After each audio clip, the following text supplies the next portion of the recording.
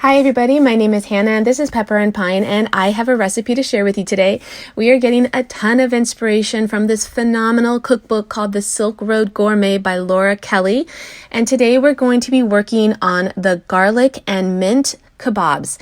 Now today I'm going to be using beef for these kebabs, but the author recommends lamb as well.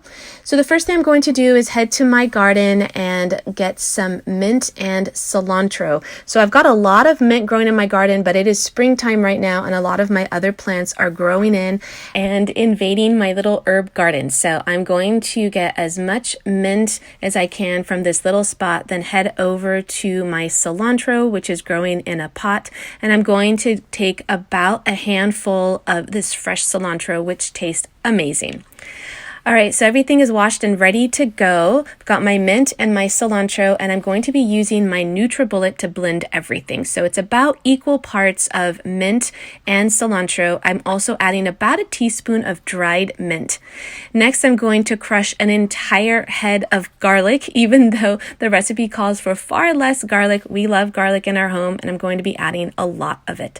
So I'm going to add that to the NutriBullet as well and keep those kitchen scraps for my compost bin. I'm going to put those aside and work on these limes. Now the recipe calls for lemons and I'm using limes instead. So I'm going to juice 3 of them and add the juice to my NutriBullet. We're going to be blending everything.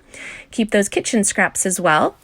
Next, I'm going to add an entire onion. So I'm going to chop it into kind of rough pieces, and I'm not going to add them right away because I don't want them completely blended.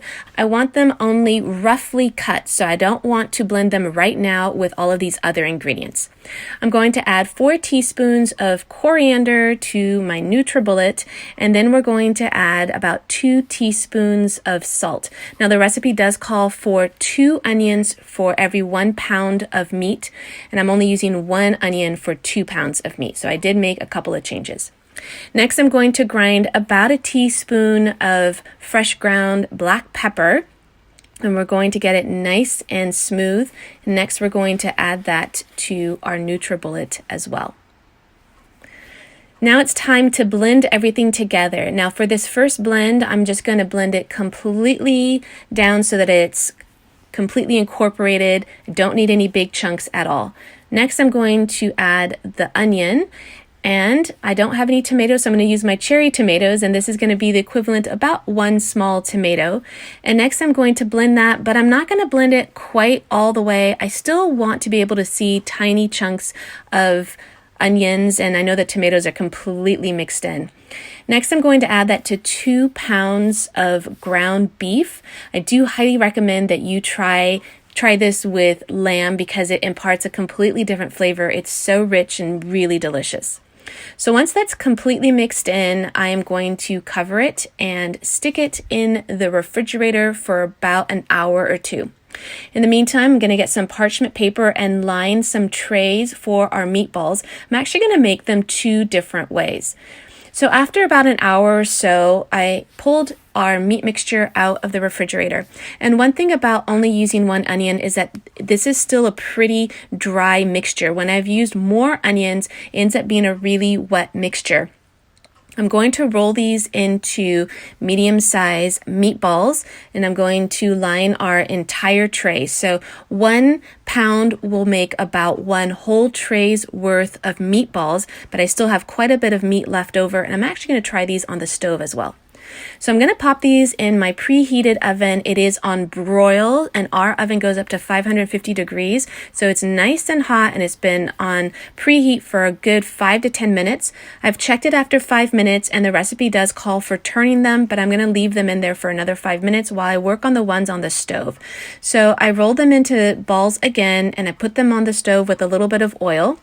In the meantime, our oven-baked meatballs are done. I'm going to pull those out of the oven and I'm going to plate them on a serving dish. They are piping hot, and you can see that there isn't any liquid left on the tray. Now, when you use more onions, you're going to end up having a lot more liquid. So this gives you a bit more of a drier, more dense, more flavorful meatball. So they look amazing. And in the meantime, the ones on the stove got a little bit overcooked.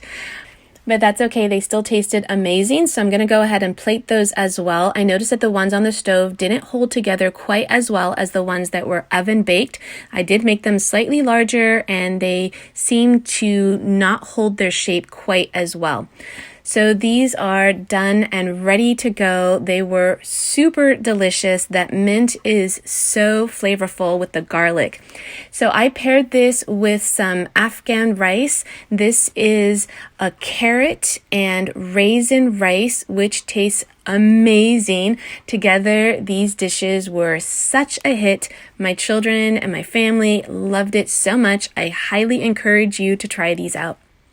I hope you enjoyed this video tutorial. Don't forget you can check out the blog post that accompanies this video for more information and photos for this recipe. You can find that link down in the description box below. If you'd like to check out some of my other cooking tutorials, you can tap on the screen right now. That link is also in the description box below. And if you'd like to see what we're eating and how we're homeschooling on a daily basis, you can find me on Instagram at Pepper and Pine.